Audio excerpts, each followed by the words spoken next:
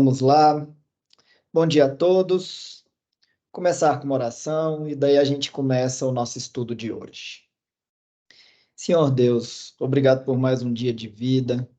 Abençoe a vida de cada um que esteja participando desse estudo e aqueles que não puderam participar neste momento, mas podem visualizar a gravação posteriormente, para que sua palavra seja edificada, para que seu ensino nos seja compreendido e que possamos cada vez mais ficarmos fiel à sua palavra, cumpridores das suas ordens, dos seus mandamentos, para que possamos alcançar, por meio da sua graça, a vida eterna. Assim oramos em nome do nosso Salvador e Senhor Cristo Jesus. Amém. Então vamos lá, amados. Hoje falaremos sobre o capítulo 3 do livro de João. Finalizamos então o capítulo 2 na sexta-feira passada e agora iniciamos o capítulo 3, que eu também dividirei em partes para não ficar tão extenso e para que os temas sejam bem destacados em cada capítulo. O capítulo 3, né, do Evangelho de João, trazendo um contexto geral, é uma das passagens consideradas mais importantes e ricas da Escritura, porque ele vai trazer inicialmente um diálogo significativo e profundo entre Jesus e Nicodemos. Nicodemos, ele era um fariseu, era um mestre judeu, que ele vem até Jesus durante a noite para buscá-lo e tecer alguns comentários com ele. E esse capítulo nos vai trazer o quê? Um convite à reflexão sobre temas que são importantíssimos para a fé cristã. Por exemplo, o nascimento espiritual, a obra redentora de Jesus, a natureza do amor de Deus, a importância da fé em Cristo. E através desse diálogo, né, firmado entre Jesus e Nicodemos, Jesus vai revelar verdades que são profundas sobre a salvação e a vida eterna. Então, um dos versículos mais conhecidos desse capítulo é justamente João 3,16, que a gente não vai abordar hoje, né, propriamente, será no próximo estudo da sexta que vem, mas é justamente quando ali Jesus nos diz, né, porque Deus amou o mundo de tal maneira que deu o seu Filho unigênito, né, para que todo aquele que nele crê não pereça, mas tenha vida eterna. Então, esse é um versículo muito edificante e que resume o Evangelho para a gente, demonstrando a grandeza do amor de Deus. Então, esse versículo, né, ele sintetiza de uma forma bem essencial o Evangelho, né, mostrando tanto o amor quanto a graça de Deus ao enviar Jesus como nosso Salvador. Né? Além disso, ali, João 3, ele vai abordar também a questão do novo nascimento, né? O nascimento espiritual, quando Jesus diz a Nicodemos que é necessário nascer de novo, não apenas fisicamente, mas espiritualmente. Então, essa passagem, ela vai nos ensinar, vai nos desafiar a compreender mais essa riqueza teológica, né? A profundidade das verdades apresentadas por João aqui nesse capítulo 3. É um chamado para a gente se aprofundar na palavra de Deus. Então, né, dando esse insight geral aí, vamos propriamente entrar no capítulo 3. Ele inicia dizendo o seguinte: havia entre os fariseus um homem chamado Nicodemos, um dos principais dos judeus. Este de noite foi ter com Jesus e lhe disse: Rabi, Rabi quer dizer mestre, né? Sabemos que és mestre vindo da parte de Deus, porque ninguém pode fazer estes sinais que tu fazes, se Deus não estiver com ele. A isto respondeu Jesus: em verdade te digo que se alguém não nascer de novo, não pode ver o reino de Deus. Então aqui é o início do diálogo entre Nicodemos e Jesus. Então aqui no verso 1 ele vai dizer, né, claramente que havia um homem chamado Nicodemos que era um dos principais dos judeus, né? Então ele demonstra ali que Nicodemos era um fariseu, que era respeitado, era membro de uma importante sociedade judaica ali, que ele tinha, né, a gente pode extrair aqui que ele tinha um grande conhecimento da lei e das tradições religiosas. E ele foi ter com Jesus, ou seja, ele foi dialogar com Jesus. Posteriormente, vem a pergunta dele, né? Abi, esses milagres que tu fazes, ninguém pode fazer se Deus não estiver com ele. Né? Então, Nicodemos, ele reconhece que Jesus é um mestre vindo de Deus, mas ele demonstra uma curiosidade, um interesse em entender mais sobre ele, quem seria ele, a pessoa dele. E aí Jesus dá uma resposta bem interessante. né? Ele diz, olha, se você não nascer de novo, você não pode ver o reino dos céus. Então Jesus traz um ensinamento impactante e crucial, porque ele declara que para ver o reino de Deus é necessário você nascer de novo, ou seja, passar por uma transformação profunda. Então, esse início aqui do diálogo já nos traz algumas lições que vão ser inteiramente importantes, né? Primeiro, esse nascimento, novo nascimento que Jesus está se referindo, ele está enfatizando a necessidade de um nascimento espiritual para entrar no reino de Deus. O reino de Deus, ele é nos céus. Ele compreende todo o domínio sobre todas as coisas na terra, mas ele se dá nos céus. Por isso que é um novo nascimento espiritual. E isso envolve o quê? A regeneração interior, que é realizada por meio do Espírito Santo. É ele quem transforma a vida de cada um de nós. É ele quem nos capacita a viver uma vida em sintonia com Deus. Outro ponto importante aqui é a fé em Jesus. Né? Nicodemos reconhece Jesus como um mestre enviado por Deus, mas Jesus vai além disso. Ele aponta para uma necessidade de uma fé mais profunda, de uma fé pessoal, de uma fé relacional dele como filho de Deus, como Messias prometido, como Salvador da humanidade. E é isso que a gente vai ver ao longo aqui do capítulo 3. E ele destaca um terceiro ponto importante, a obra do Espírito Santo. O novo nascimento ali espiritual não é um resultado de esforços humanos, né? Mas ele é uma obra do Espírito Santo na vida daqueles que realmente creem em Jesus, né? E vale até repetir, o novo nascimento espiritual não é esforço, resultado de esforços humanos, mas é uma obra na vida daqueles que creem em Jesus. Ou seja, é Deus quem transforma o coração, a mente de cada um, concedendo a cada um uma nova vida em Cristo. E essa passagem ela é relacionada com outro trecho que a gente pode citar lá em 2 Coríntios 5:17, que diz: E assim, se alguém está em Cristo, é nova criatura. As coisas antigas já passaram, eis que se fizeram novas. Então, esse versículo vai enfatizar aqui a transformação que ocorre na vida daqueles que nasceram novamente em Cristo. Por isso que quando Deus nos alcança por meio da graça salvadora, né, nos conferindo esse novo nascimento, isso envolve o quê? Reconhecê-lo, mas não apenas como um mestre, vai além disso, ou como um profeta, vai além disso, mas como filho de Deus que veio para salvar a humanidade. Então devemos crer em Jesus arrependendo-nos, né, arrependidos, né, dos nossos pecados, permitindo que o Espírito Santo opere em nós, transformando a nossa vida e transformando a gente em novas criaturas em Cristo. Então, isso é uma chamada para a fé genuína, para uma vida transformada. É um convite, né, para esse relacionamento pessoal com Deus, confiar na obra redentora dele, permitir que o Espírito Santo nos conduza à vida eterna no reino de Deus. E aí você pode perguntar, né, a graça de Deus, ela não é única, ou seja, existe uma graça para a salvação e uma graça que seria comum a todos os homens? E a resposta é positiva, sim.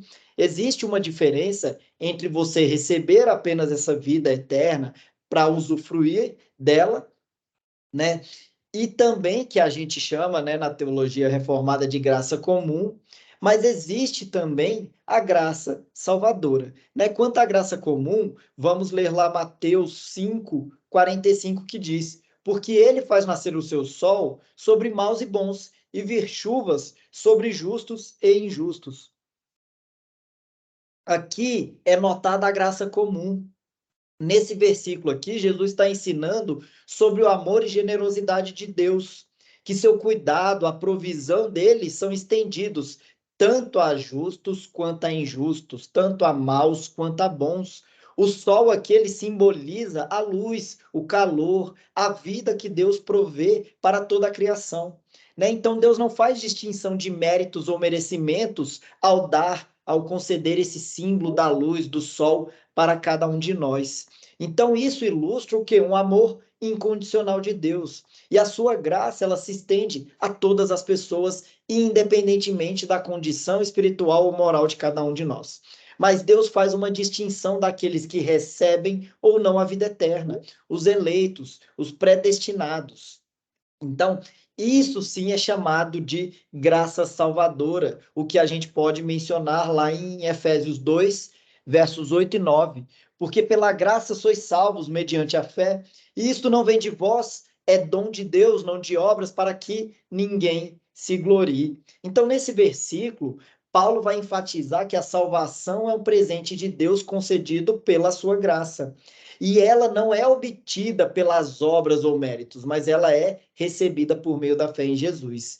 Então, diferente da graça comum, que é dada a todos os homens, a graça salvadora é um ato misericordioso de Deus para resgatar, para reconciliar pecadores com Ele. Ele vai oferecer a salvação como um presente gratuito. Ele não pede a ninguém que haja de modo para que compartilhe dessa graça. Por quê? Para que a pessoa não se vanglorie dos seus esforços. Isso é um lembrete de que a salvação ela é inteiramente obra de Deus. E nossa resposta é aceitá-la. De que modo? Pela fé em Cristo. Não cooperando, né? Cooperando com Jesus para a nossa salvação, mas é um ato do próprio Espírito Santo, como a gente leu lá em João 3. É ele quem nos move a crer na palavra, né? Por isso que, segundo a gente aborda na teologia reformada, a graça salvadora, ela se refere a essa ação divina, essa ação soberana de Deus em conceder a salvação àqueles que estão espiritualmente mortos, aqueles que são incapazes de se salvar por si mesmos, devido o quê? Ao nosso pecado. Então essa graça, ela é iniciativa exclusiva de Deus, que ele age livremente, ele não considera o nosso mérito, não adianta você achar que faz algo de bom para merecer essa graça, não. Deus te dá gratuitamente. E ele traz cada um de nós à presença dele, é ele quem nos move a cultuá-lo. Então, essa graça salvadora, muitas vezes vocês vão ver outras terminologias na teologia reformada, como graça irresistível ou graça eficaz. E isso significa que Deus, no seu poder, na sua misericórdia, ele não apenas oferece a salvação, mas ele concede de uma forma irresistível àqueles que ele já escolheu desde a fundação do mundo, né? Então, vejam que não é um ato de cooperação do homem, é Deus quem nos move por meio do Espírito Santo. E essa visão de graça salvadora é justamente base da teologia reformada.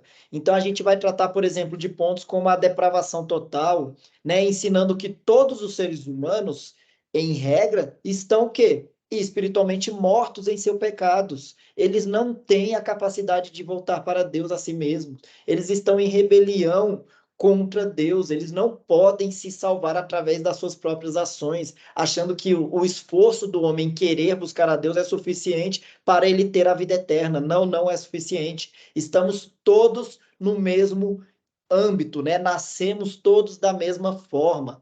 Nós somos todos homens da mesma maneira. Então, essa depravação total atingiu a toda a humanidade. Mas aí nós temos um segundo ponto da teologia reformada, que é a eleição incondicional. Então, a graça salvadora, essa graça eficaz, irresistível, é visto como uma eleição, e ela é incondicional, dada por Deus. É Ele quem nos escolhe soberanamente. É Ele quem diz que A será salvo e B não será salvo. Não depende do mérito humano.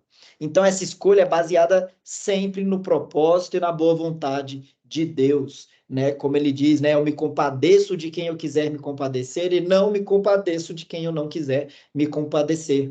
Outro ponto, né, da teologia reformada que é destacado é a expiação limitada. Então, a teologia reformada ela vai nos ensinar que a obra redentora de Cristo ela foi efetiva apenas para os eleitos, aqueles que Deus escolheu para a salvação, e essa expiação é vista como suficiente, ela é eficaz para todos os eleitos. Então, não há um purgatório, não há uma pós-decisão de Deus. Deus te dá a graça aqui, aí você morre e ainda fica pendente débitos dos seus pecados. Não, Deus, ele é perfeito. Então, a expiação dele atinge a você de forma suficiente, de forma que você de fato terá certeza da salvação. Não há outro meio. Só que ele implica essa graça salvadora irresistível apenas aqueles que ele, de fato, elegeu. E aí temos também um quarto ponto, que é a perseverança dos santos, né? Então, essa graça salvadora aí, ela também é vista como perseverante. Ou seja, aqueles que são verdadeiramente salvos, escolhidos por Deus, eles são guardados pela sua graça e eles nunca perderão a salvação, ou seja, eles se manterão perseverantes à palavra de Deus. Né? Então, uma aplicação prática aí da graça salvadora de Deus é justamente humildade e gratidão em reconhecer que a salvação é completamente obra de Deus. É isso que a teologia reformada vai nos ensinar. E isso nos leva a descansar na soberania e na bondade de Deus, confiando na sua promessa de salvação através de Cristo. Né? Não é um cheque em branco para você continuar pecando. Não, na verdade, o Espírito Santo vai te mover para que você se santifique cada vez mais. Né? Eu tenho um estudo também de teologia no meu canal que eu abordo profundamente cada um desses temas, então, se houver interesse, continuem assistindo por lá. Mas seguindo ali adiante no capítulo 3, nós vemos a continuidade, né, do diálogo entre Jesus e Nicodemos. E aí Jesus discute com Nicodemos sobre essa necessidade do novo nascimento espiritual para entrar no reino de Deus. E aí ele diz: perguntou-lhe Nicodemos: como pode um homem nascer sendo velho? Pode porventura voltar ao ventre materno e nascer segunda vez? Respondeu Jesus: em verdade te digo, quem não nascer da água e do Espírito não pode entrar no reino de Deus. Então aqui, Nicodemos fica perplexo com a ideia desse novo nascimento espiritual e pergunta a Jesus como alguém pode nascer novamente fisicamente. Jesus responde que não se trata de um nascimento físico, mas é um nascimento espiritual. Ele é simbolizado pela água e pelo Espírito Santo. A água, ela pode representar o quê? O batismo, que é um sinal visível entre os homens de transformação interior que ocorre quando uma pessoa crê em Jesus como seu Salvador. Mas é o Espírito Santo quem realiza a verdadeira regeneração espiritual. É ele quem traz o quê? Vida nova ao crente. É o Espírito Santo quem nos leva a crer. É o Espírito Santo quem nos leva a conhecer a verdade e a vida. E aí nos versículos 6 e 7 é dito: o que é nascido da carne é carne, o que é nascido do espírito é espírito. Não te admires de eu te dizer, importa-vos nascer de novo. Então Jesus esclarece que o nascimento físico, né, questionado ali por Nicodemos, que é nascido da carne, é só uma realidade natural, mas ela não é suficiente para a salvação. É necessário algo a mais, que é o nascimento espiritual, nascido do Espírito Santo, que daí sim você, nascido do Espírito Santo, você pode entrar no reino de Deus. Então Jesus enfatiza que esse novo nascimento é uma necessidade absoluta para todo mundo, que é salvo por meio da graça salvadora, irresistível e eficaz de Deus. E no verso 8, Cristo diz: o vento sopra onde quer, ouves a sua voz, mas não sabes de onde vem, nem para onde vai. Assim é todo o que é nascido do Espírito. Então Jesus faz uma comparação do agir do Espírito Santo com o vento, que ele é invisível, mas os efeitos dele podem ser percebidos externamente. Assim como não controlamos o vento, também não controlamos a ação do Espírito Santo na nossa vida. O novo nascimento espiritual aí é um ato soberano de Deus. Ele não depende do esforço ou mérito humano. Por isso que a teologia reformada chama de graça irresistível da salvação. Então essa passagem aí enfatiza a necessidade do novo nascimento espiritual para que possamos entrar no reino de Deus. É um ato de Deus realizado por meio do Espírito Santo na vida daqueles que creem em Jesus Cristo como seu Salvador. E o novo nascimento, ele é obrigatório, ele é essencial para a salvação. Por quê? Porque ele nos torna novas criaturas em Cristo. Ele nos capacita a viver uma vida em conformidade com a vontade de Deus. E isso se alinha justamente com a teologia reformada, que enfatiza essa soberania de Deus na salvação, a necessidade de regeneração espiritual pelo Espírito Santo. Então, a aplicação prática desse ensinamento é buscar uma fé genuína em Jesus, permitir que o Espírito Santo trabalhe em nossos corações e nos transforme como novas criaturas em Cristo. E Jesus continua explicando para Nicodemos sobre a necessidade desse novo nascimento espiritual para a salvação.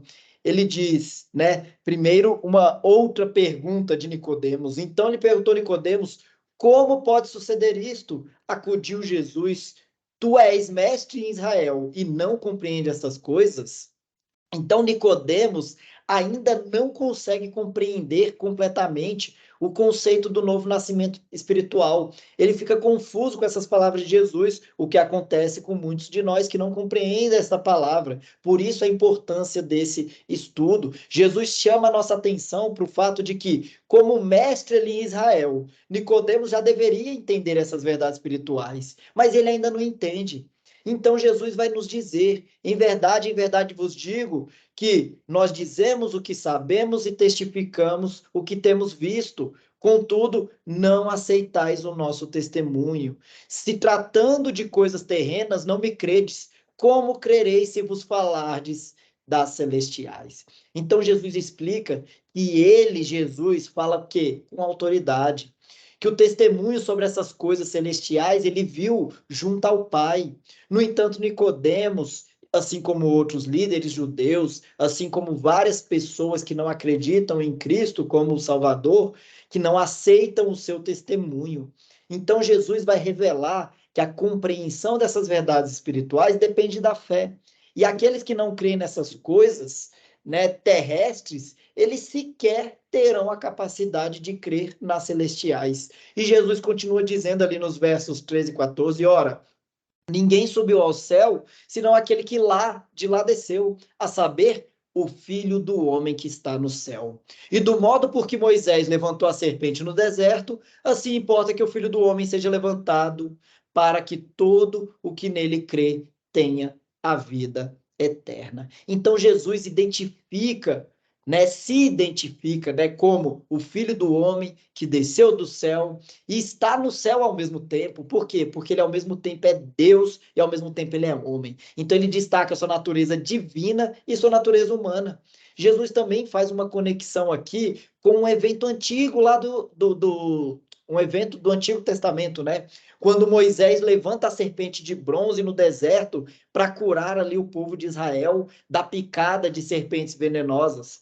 Então, dessa mesma forma, Jesus diz que será levantado na cruz, sendo crucificado, de modo que vai trazer a cura, de modo a trazer a salvação da condenação. Essa passagem da serpente de bronze é dita lá em Números 21. Vamos ler agora. Então, partiram do Monte Or, pelo caminho do Mar Vermelho, a rodear a terra de Edom. Porém, o povo se tornou impaciente no caminho. E o povo falou contra Deus e contra Moisés: por que nos fizeste subir do Egito para que morramos neste deserto, onde não há pão nem água? E a nossa alma tem fastio deste pão vil. Então o Senhor mandou entre o povo serpentes abrasadoras que mordiam o povo, e morreram muitos do povo de Israel. Veio o povo a Moisés e disse: havemos pecado porque temos falado contra o Senhor e contra ti. Ora ao Senhor que tire de nós as serpentes. Então Moisés orou pelo povo. Disse o Senhor a Moisés: faze uma serpente abrasadora, põe-na sobre uma haste, e será que todo mordido que a mirar viverá. Fez Moisés uma serpente de bronze e a pôs sobre uma haste. Sendo alguém mordido por alguma serpente, se olhava para a de bronze, sarava. Então, essa passagem aqui do Antigo Testamento prefigura o sacrifício de Jesus na cruz, onde ele se tornou pecado por nós, para que pudéssemos o quê? Ser curados e salvos do pecado e da morte. Outra passagem que podemos relacionar ao trecho lido de João, capítulo 3, onde Jesus diz que ele será posto na cruz, né, relacionada a esse mesmo haste aqui de bronze da serpente, pode ser João 8, 28, onde é dito: dize-lhes, pois, Jesus, quando levantardes o Filho do Homem, então sabereis que eu sou e que nada faço por mim mesmo, mas falo como o Pai me ensinou. Então essa passagem vai reforçar o tema do Filho do Homem sendo levantado e identifica Jesus como eu sou. Isso é uma afirmação da sua divindade. Então, quando Deus diz eu sou, ele está revelando sua própria essência, a natureza dele, a existência eterna dele. Isso é uma expressão, é uma afirmação poderosa da sua divindade e da sua soberania. Esse é um nome pessoal de Deus que ele próprio revelou a Moisés, lá no episódio da sarça ardente, né, lá no livro de Êxodo, ali no capítulo 3. Então, ao dizer eu sou, Deus declara a sua existência eterna e incondicional. Deus não é apenas um ser criado, né, uma força impessoal, como é dito em linhas aí seculares, mas Deus é um ser autoexistente, é aquele que sempre foi, sempre será. Deus não depende de ninguém, Deus não depende de qualquer coisa para existir, ele simplesmente é. Então, essa afirmação de Deus, eu sou, também denota o que é a imutabilidade de Deus, porque Deus não muda. A sua natureza, o seu caráter são constantes, são eternos. Deus é fiel às promessas que fez e Deus não falha em cumprir sua promessa.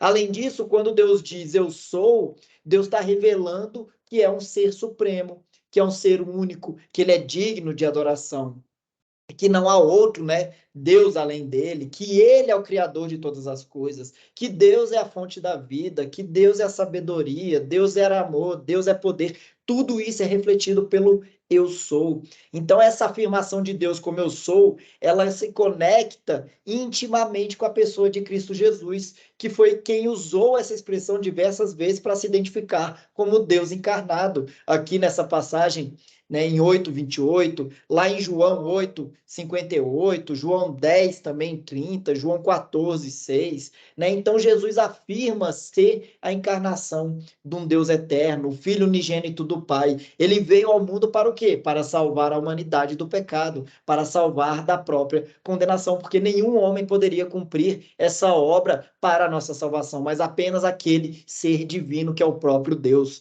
Outro versículo que podemos relacionar é João 8:14-16, que é disto: vós julgais segundo a carne, eu a ninguém julgo. Se eu julgo, meu juízo é verdadeiro, porque não sou eu só. Então, aqui é parte de um diálogo, né, entre Jesus e os fariseus, onde Jesus fala sobre a sua identidade, sobre a sua autoridade. Jesus começa afirmando que seu testemunho sobre si mesmo é verdadeiro, mesmo que ele esteja o quê? Testificando dele próprio. Ele declara que conhece a sua origem divina, conhece o seu destino, ele conhece sua identidade como filho de Deus, que veio do Pai, né, e retornará a ele, mas não que ele seja um ser existente a partir daquele momento, ele é pré-existente, ele sempre existiu assim como o Pai, porque ele próprio é Deus. Aqui está firmada a Trindade, e a força do Espírito Santo é quem nos move para crer em todas essas coisas, em especial na própria Trindade. Então os fariseus ali, assim como Nicodemos, não entenderam essa revelação, porque suas mentes estavam o quê? Limitadas a julgar as coisas apenas com base em critérios humanos, em critérios terrenos, pensando no mérito humano. Então Jesus continua dizendo que mesmo que ele julgue, né, seu julgamento é verdadeiro, porque ele não age sozinho, mas ele está em perfeita unidade com o Pai que o enviou.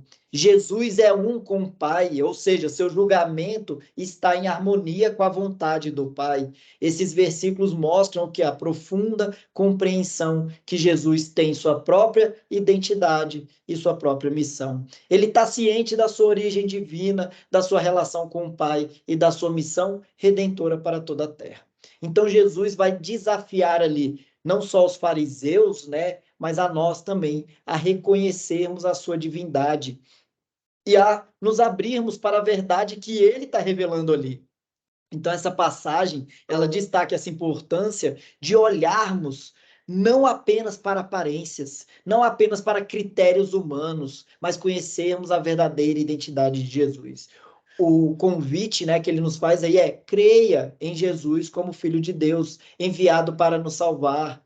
Ele quem abre nossos corações para a sua mensagem da salvação. Não existe outro caminho, né? Ele diz: eu sou o caminho, a verdade e a vida. Ninguém vai ao Pai senão por meio de mim. Ele é o único caminho. E concluindo essa passagem, né, que estudamos aqui de João 3, do verso 1 a 15, a gente tira algumas conclusões que são bem importantes e devemos aplicar em nossa vida. Vamos trazer aqui alguns pontos. O primeiro, o principal, é um novo nascimento espiritual. Então, Jesus ensinou a Nicodemos, assim como ensina para nós, que para entrar no reino de Deus, é preciso nascer de novo.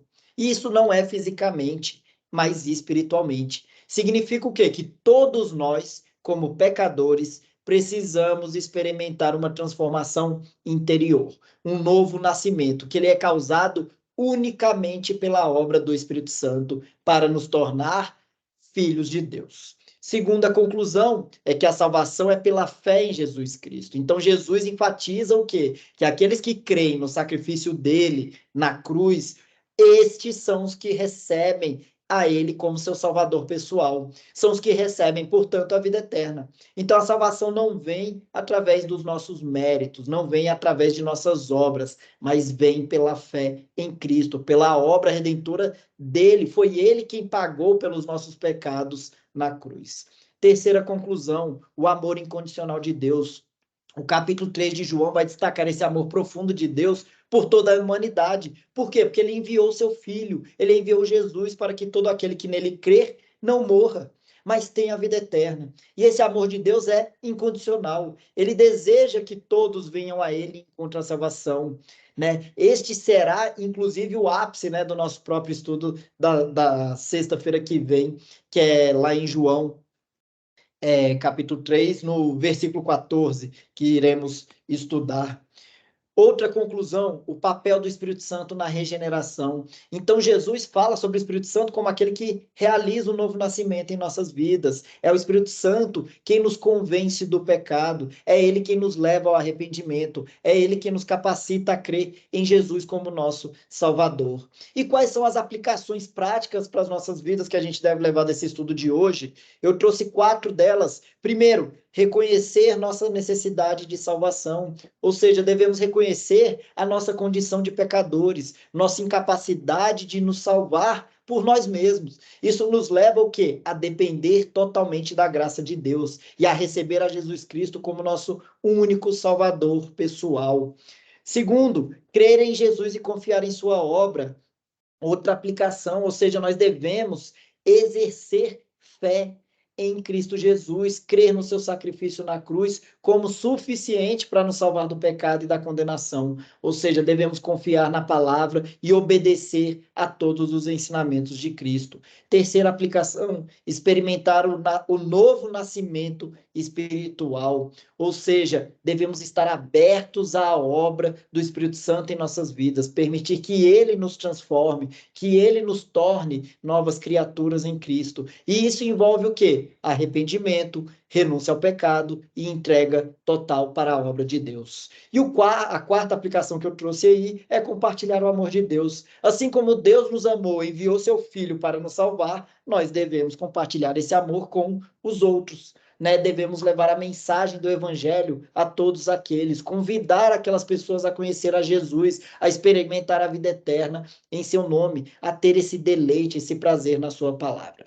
Então, em resumo, desse estudo de hoje, de João, do verso 1 ali até o 15, né, nos desafia a essa entrega total a Jesus Cristo, a depender do Espírito Santo, para que sejamos transformados interiormente. E não só isso, uma vez transformado, compartilharmos o amor e a mensagem da salvação, o evangelho com o mundo todo ao nosso redor. Então, essa passagem nos convida a uma vida de fé, a uma vida de amor, de gratidão a Deus por sua graça e redenção em Cristo. E a palavra final que eu deixo é dita lá em Filipenses 2,13, porque Deus é quem efetua em vós tanto querer como realizar segundo a sua boa vontade. Portanto, deixe que Deus mova a sua vida, deixe que Deus realize obras por meio de ti, te utilizando como instrumento, porque essa é a boa vontade dele, que todos nós iremos e evangelizamos aos nossos próximos entes queridos. Que Deus abençoe, então, o dia de cada um de vocês, para que tenham um final de semana aí iluminado por Cristo Jesus. Espero que tenham gostado do estudo de hoje, para edificar cada vez mais a palavra de Deus nas nossas vidas. Amém. Vou encerrar aqui, então, a gravação, e aí quem tiver perguntas, fique à vontade.